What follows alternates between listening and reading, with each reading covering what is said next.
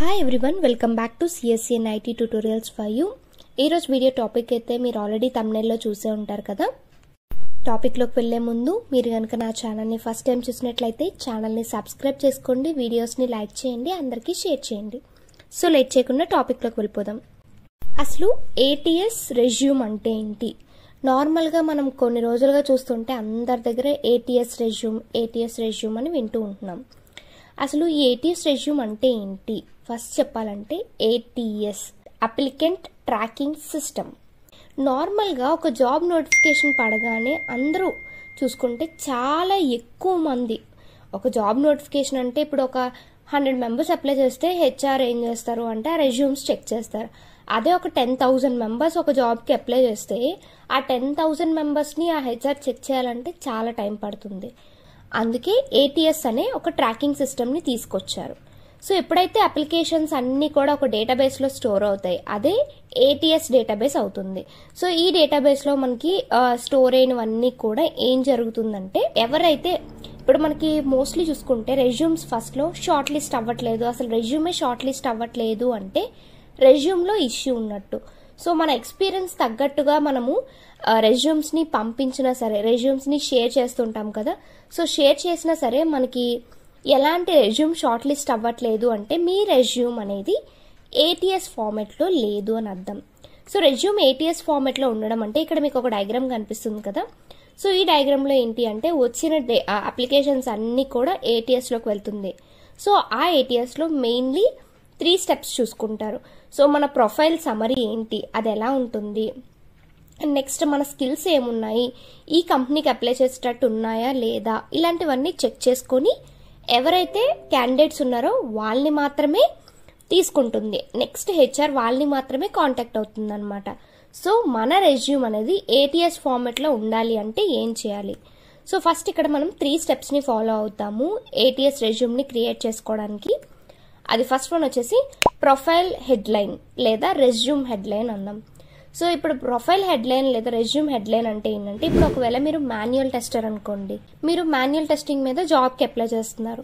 So మీకు ఆ manual testing మీద ఎంత ఎక్స్పీరియన్స్ ఉంది, ఇలాంటివన్నీ కూడా మెన్షన్ చేయాలన్నమాట. మీ డెసిగ్నేషన్ ఏమో మాన్యువల్ టెస్టర్, మీ ప్రొఫైల్ ఇది, ఇలా మెన్షన్ చేస్తాం. అదే మాన్యువల్ టెస్టర్ అయితే మాన్యువల్ టెస్టర్, లేదు ఆటోమేషన్ టెస్టర్ అయితే automation tester, next application developer, ఇలా మనకి చాలా ఉంటాయి కదా, data engineer, full stack developer, Python developer అని.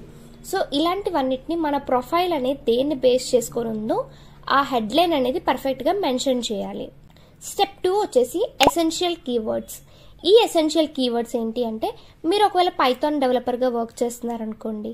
సో పైథాన్ డెవలపర్గా వర్క్ చేస్తే ఓన్లీ పైథానే కాదు, పైథాన్ లైబ్రరీస్తో మనం వర్క్ చేస్తాం. సో ఆ లైబ్రరీస్ని బేస్ చేసుకొని ఇప్పుడు పైథాన్ లైబ్రరీస్ అయినా NumPy, SciPy వాటిని యూజ్ చేస్తున్నారనుకోండి, వాటిని హైలైట్ చేయాలన్నమాట. ఇలా స్కిల్స్ని, ఆ స్కిల్స్ ఏవైతే ఉన్నాయో ఆ కీవర్డ్స్ని హైలైట్ చేయాలి రెజ్యూమ్లో. ఇలా మీరు జావా డెవలపర్ అవ్వచ్చు, లేదంటే టెస్టర్ అయితే సెలీనియం, ఇలా మీరు యూజ్ చేసిన స్కిల్స్ ఏవైతే ఉంటాయో ఆ స్కిల్స్ని హైలైట్ చేయాలి. మీరు ఒకవేళ వెబ్ డెవలపర్ అనుకోండి, సో వెబ్ డెవలపర్ అయితే HTML, CSS, Java script, react JS, next JS, ఇలా స్కిల్స్ అన్నిటినీ మీరు అక్కడ హైలైట్ చేయాలన్నమాట. అది step 2. And last one and important one వచ్చేసి స్టెప్ 3. ఇది అందరూ పెద్ద కన్సిడర్ చేయరు, కానీ ఇది కూడా చాలా చాలా ఇంపార్టెంట్. ఇప్పుడు మీకు ఇక్కడ డయాగ్రామ్లో చూసుకుంటే ఫాంట్ కూడా చెక్ చేస్తుంది. అదేంటి అంటే అది ఒక మిషన్. సో మనం అందులోకి రెజ్యూమ్స్ని పంపించిన తర్వాత దానికి ఇది కరెక్ట్గా ఉందా లేదా అని తెలియదు, దానికి మనం ఏదైతే ట్రైన్ చేస్తామో అదే చూస్తుంది. సో ఇప్పుడు కంపెనీస్ అన్నీ కూడా ఏటీఎస్ ఫార్మెట్ని ఫాలో అవుతుంది.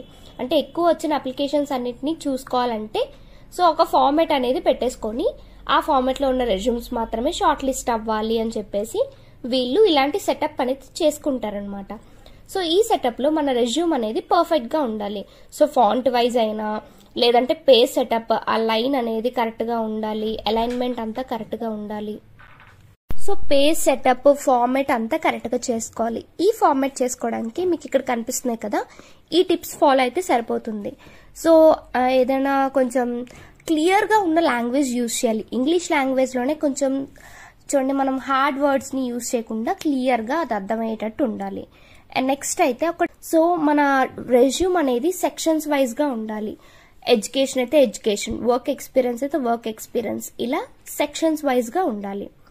అండ్ నెక్స్ట్ వచ్చేసి కామన్గా ఫాంట్ అనేది ఏదో ఒక ఫాంట్, రెగ్యులర్గా యూజ్ చేసే ఫాంట్సే యూజ్ చేయాలి. కర్సివ్ రైటింగ్ కానీ ఇలాంటివి ఏం కాకుండా మనం రెగ్యులర్గా యూజ్ చేస్తాం కదా అలాంటి ఫాంట్సే యూజ్ చేయాలి. అండ్ మార్జిన్స్ అనేవి 1 ఇంచ్ ఉండాలి. మొత్తం అన్ని స్లైడ్స్కి ఒకటే ఉండాలన్నమాట. సో ఒక దాంట్లో 1 ఇంచ్, ఇంకో దాంట్లో 2 ఇంచ్ అలా కాకుండా మార్జిన్స్ అన్నీ కూడా ప్రతి స్లైడ్లో ఒకేలా ఉండాలి.